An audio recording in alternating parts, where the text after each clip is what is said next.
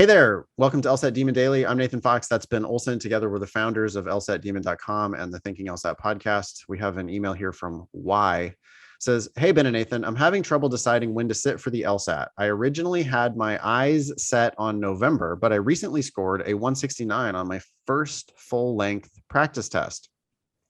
I've been studying for several months now. And that 169 has me thinking about perhaps taking the October LSAT. My goal score is a 174, which is 4 or 5 fewer missed questions than the 169 is. I'm thinking that I can improve my score in the 2 months between now and the October test, but with the deadline for registration fast approaching, I don't want to make an ill-considered decision. Any advice will be appreciated. Thanks. Why? The deadline, by the way, for the October LSAT is August 25th.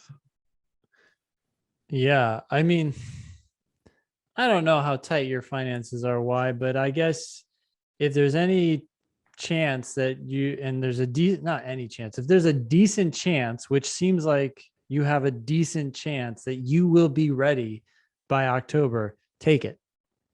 And so that means sign up for it. And if worst comes to worst, you just withdraw. You lose the $200, but that money is so small compared to all the money that's on the line. And if you're ready, it's a good time to take the test. You're fit, you're in shape, go do it, get that score. If it's not the best score, then you take it again the next time. Now you're taking it in November. Maybe you drag this process out too long and you start to lose energy and momentum for it. I don't know. I think he's close enough. I would sign up. Yeah, I totally agree. I think people take it too seriously. They push it off forever because they have this fantasy that they're only going to take it once. That also makes it more like a bigger deal, right? Right. It's like, oh, well, now you have to get that 174 in November. Yep. I think people will accuse me of trying to have it both ways. Last week in the study group, the last iteration of the August study group, I ended up telling a lot of people that I didn't think they were ready.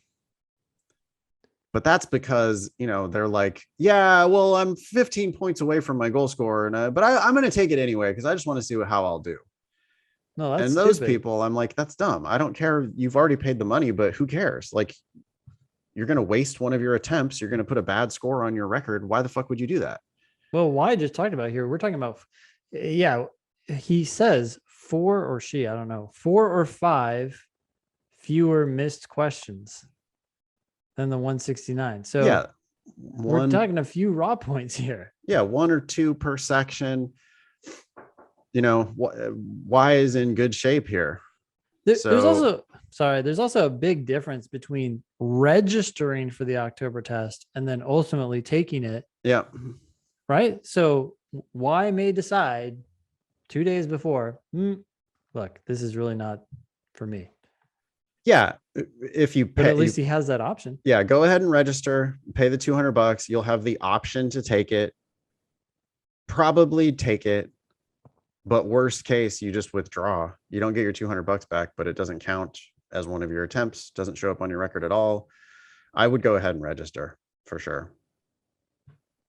Cool. Yeah. I mean, I guess the general thing is if you're within 4 or 5 points, and you have to sign up so damn far in advance. Yeah. Like, yeah, you are probably going to pick up a couple points in 2 months. And with a couple points, Y is already into the 170s. So what do you think, Ben?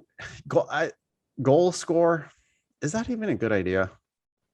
It's a weird thing. Why 174? Why not just look, there's a decent amount of volatility in the 170. So just, I get you're trying to get higher. You want to shoot for these top schools, but there's no reason, especially with a 169, you can't hit 178 or 180. It's so specific to have a goal of 174, not 173, not 175, 174.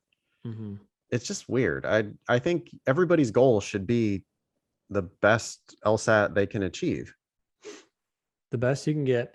And that may require, especially people in this high range, to take the test a couple times because of the amount of volatility with this new test. Yeah. But you know when you're not there. That's the thing that people need to be like, they talk to me, they get like harsh reality, right? It's like, I'm just going to tell you that you're not going to get 15 points lucky, and your practice test scores aren't going to lie. 15 So points. Yeah, it's crazy. if you're not like, if you would be embarrassed to put your current practice test score on your official record, then you're not ready to take the test.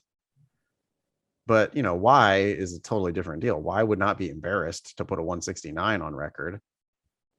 And there's significant upside there to keep improving for 2 months, / maybe get a little bit lucky and end up with something a lot better than a 169. Anything else? Nope. Thank you, Cool. Y. Thanks, Y. You can email daily@lsatdemon.com if you'd like to ask us a question or share some LSAT or law school admissions news. Thank you for listening.